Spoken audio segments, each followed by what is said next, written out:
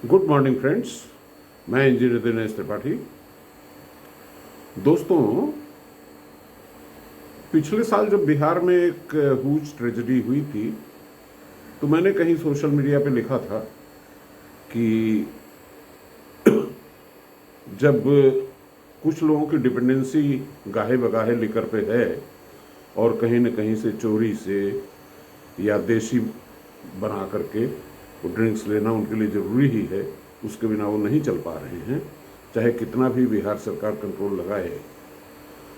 तो मेरे दिमाग में एक विचार आया कि जो देसी शराब निर्मित की जा रही है गाँवों में, जिसमें डिस्टिलेशन भी इन्वॉल्व है फर्मेंटेशन के अलावा, तो अगर हम, और इसके अलावा पूरे भारत में अगर हम देखें तो बहुत सारी आबादी हमारी लिकर पे बेस्ड हो गई है।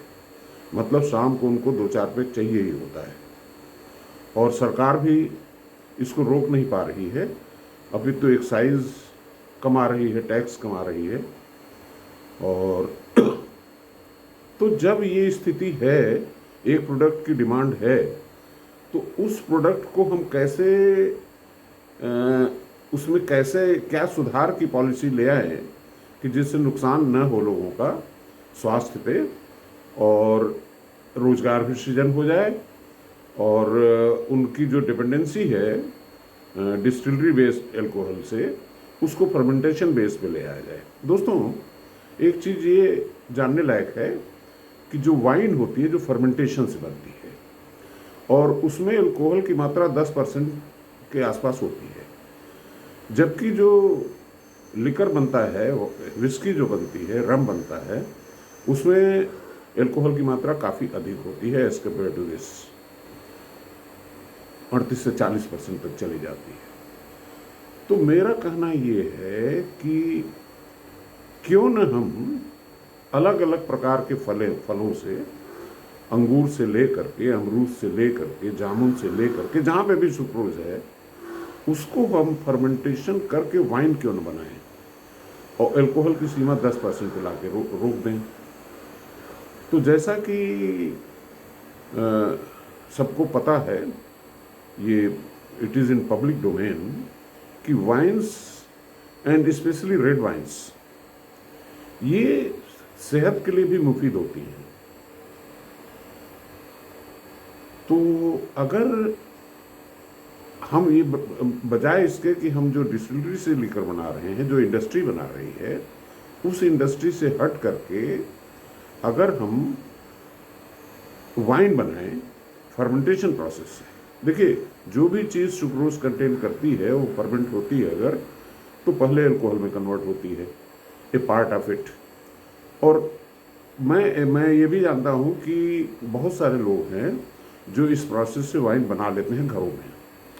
और मेरे एक बॉस हुआ करते थे जब मैं प्राइवेट कंपनी में था, तो वो जामुन से भी बनाते थे, अमरूद से बनाते, सभी अंगूर से वो घर में ही फर्मेंट करके। एक्चुअली होगा क्या कि जब किसी भी जार में आपने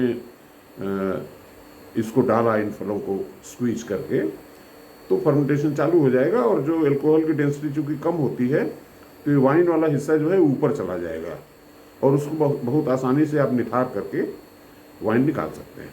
मेरा कहने का मतलब ये, जब मैं यूएस गया तो मैं देखा कि हर 2 किलोमीटर पे वहाँ पे डिस्टिलरी है, नॉट डिस्टिलरी, वाइनरी है। तो वाइनरी में मैं एक वाइनरी में गया खुद, तो उसके बाजू में बहुत सारी एरिया में अंगूर की खेती हो रही, काले अंगूर, पीले अंगूर, लाल अंगूर, और उन अंगूरों को फर्मेंट करके वाइन बना करके स्टोर की जाती है, 10 साल पुरानी, 20 साल पुरानी। It's an industry.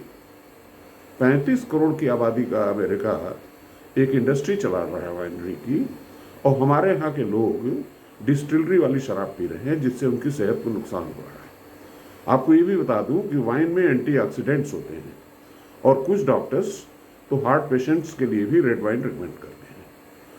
तो इस दिशा में अगर हम, मतलब जो हमारा सो कॉल्ड देसी शराब है, उस देसी को ख़त्म करके ये स्वदेशी शराब जिसमें कि वाइन निर्मित करें हम, तो उससे बहुत सारा हम रोजगार सृजित कर सकेंगे। गवर्नमेंट को इस पर विचार करना चाहिए। धन्यवाद।